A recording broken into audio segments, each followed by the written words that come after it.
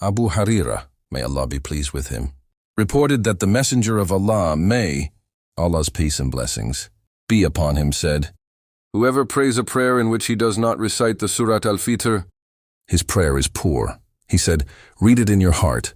For I heard the Messenger of Allah, may Allah's peace and blessings be upon him, say, Allah has said, I have divided the prayer half by half between myself and my servant.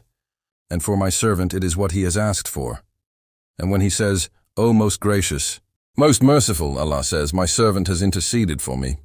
And when he says, Lord Umar al-Din, Allah says, my servant has declared my greatness. And when he says, Ayak Nabd and Ayak Nastain, Allah says, this is between me and my servant. And that is what he asked for my servant. And when he says, Adna al-Sharat al-Musriqim, al-Sharat al-Azin al-Anmat al-Ahmad al-Musriqib, Al-Ahmad al-Allah says, this is for my servant and for my servant, is what he asked for.